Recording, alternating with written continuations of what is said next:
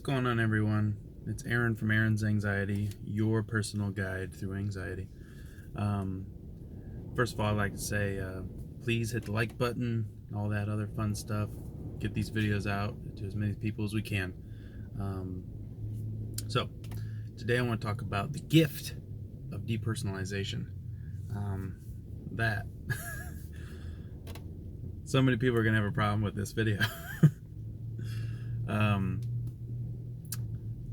Thinking about something that is plaguing people as a gift is a very hard thing to do. But you always have to be able to find the good in everything. And I always tell everybody when they talk about depersonalization, in my bouts with it, I always consider depersonalization to be kind of a yin to a yang. You know, it's like the devil and the angel on your shoulder. But nobody really ever talks about the good parts of depersonalization and what a gift it can be for some of us. So when I speak in terms of a gift, it's something that can help you through your life and something that can get you from where you should be but are not doing it into what you should be doing. So that being said, the way that depersonalization is a gift is because depersonalization allows you to look outside of the rules of the game of life. So for anybody who's ever seen the movie The Truman Show with Jim Carrey, that is kind of what I'm talking about. So if you haven't seen The Truman Show, it's all about this guy who is going through his life, and his life just seems to be so perfect. But it isn't until later on in life that he's starting to figure out that things are just a little bit too perfect and that there's got to be a catch. And then eventually he finds out that his entire life is a sitcom show, and he is the only one that doesn't know about it. And so at the end of it, not to spoil it, pause it if you haven't seen it, if you don't want to spoil it, but at the end, he figures out that it's the show, and then he decides to re-enter the world. And that's kind of what depersonalization does for us. It's a lot easier to play the game when you realize that there's a game to be played.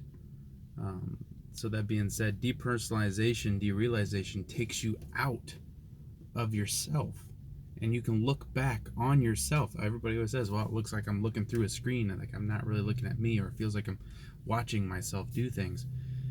You are. You're like literally taking a back seat in your own mind. And what that is, I mean, as a gift, you can see the world for what it is. I remember sitting on my couch staring at my wife creepily. She didn't know I was staring. But I was freaked out, and so I'm staring at her. She's a very lovely, wonderful person, by the way.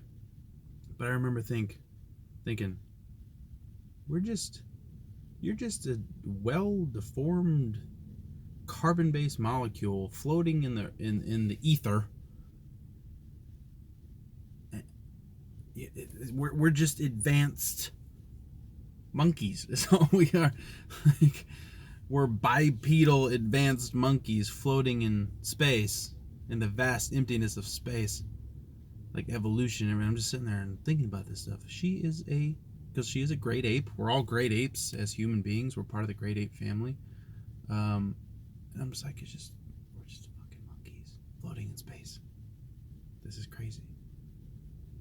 And so it's a very daunting thought to have, but on the same token, once you come down and your anxiety comes down, now you can look at things a little bit more realistically and a little bit more rationally, because now you know that there's the game of life, and you know that there's a game, and when you know that there is a game, now you can bend your rules around that game, and you can tweak those rules.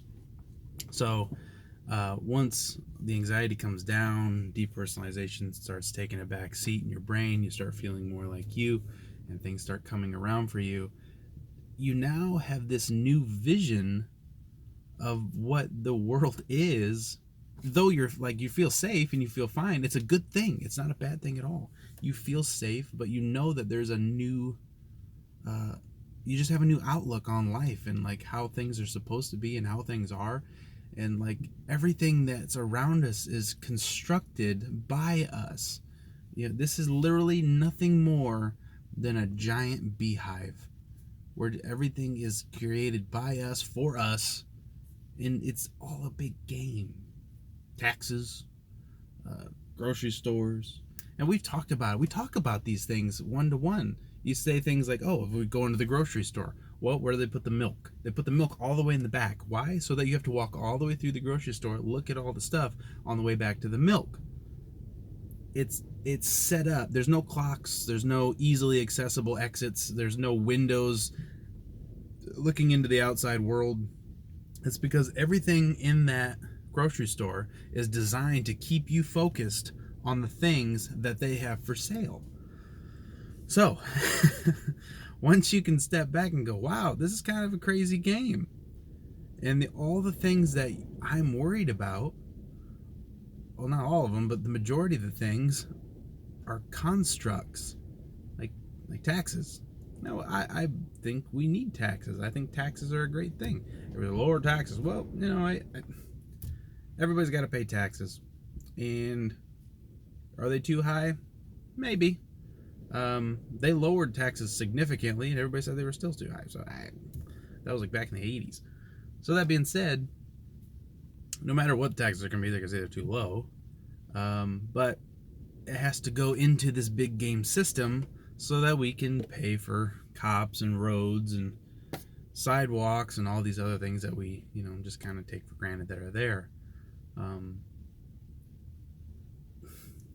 So just to kind of square up what I'm saying is, once you realize that there's a game, you have more control over the game in your life. You have more control over yourself and how you react to the world around you, making this place a little bit easier. So, like I always say, you know, it takes pressure to make diamonds. Well, it's true for this too. So, though depersonalization, derealization, high anxiety, depersonalization really is the main, and derealization, those are really the kickers. Those are really the ones that kind of help you see that this is all just a construct that we put together. But I'm sure anxiety, you know, I mean, pushes a lot of people as well. I know, in fact, I know it does. But yeah, so start to look as much as you can. I know these things are scary, and I know they're not fun, but as much as you can, try to look at depersonalization in some aspects as a gift. It's like putting on goggles and seeing everything for what it is, and that is a gift, because that's going to make you a better person in the long run. It's going to make you a more well-informed person in the long run. It's almost like for a short amount of time having a really crappy superpower that you don't want, but then afterwards going, wow, yeah, when he was throwing cars around, yeah, I was really strong, that was pretty cool, you know what I mean? So it sucks, but find the good in it, because there are some gifts that are in these bad things, but we have to be smart enough to notice them, take a check mark from it, so when these bad things go away and you get over here to my side where everything's cool, now you can look back and go, wow, there was actually some enlightening things to that. And I can't say that, though it was horrible, and if you're going through it right now, I really feel for you, because I know that pain and that fear and how that feels. But if somebody were to say, hey, Aaron, now that you're on the other side of it, and now that you're the person that you became through it, would you take it back? I don't think I would. I really don't think I would, guys. I don't want to relive it, but I don't think I would take it back, because it kind of pushed me when I needed to be pushed to be the person that I am now. So in some ways, as weird as it is to say, I'm thankful that bad thing happened in the first place. So, but I'm always a half full kind of person. I see, and I know there was a lot of bad in it, and I know I was a lot of suffering on my brain at the time, but it wasn't all bad. There was some things to take from it that I can use in my life to make me a more rounded, better equipped person for life. So okay, well, if you are in depersonalization and you have some things, some positives that you think that, hey, that's a good point. Here's a positive from depersonalization, derealization, or anxiety. What are some positives that you guys have? Leave them in the comments below, or you can direct message me. A lot of people direct message me. Leave them in the comments, please. Like, I appreciate your direct messages talking to me, but people, you have no idea how much it's going to help other people by seeing the things that you comment. And I have a lot of people that watch the videos and don't comment. If you're going through the thicket right now and you're here just to kind of, get an idea of what to expect, that's wonderful. But try to be more involved with people like us, because the people like us, we're all in the same boat. So do your best to be more involved with us, because that's all it's going to do is help you and hopefully some other people in the long run. This is why we're here. So, okay, friends, well, that's going to wrap up this video. If you have any likes, comments, concerns, insults, anything like that, throw them in the comments below. Please like this video so we can get to as many people as we can.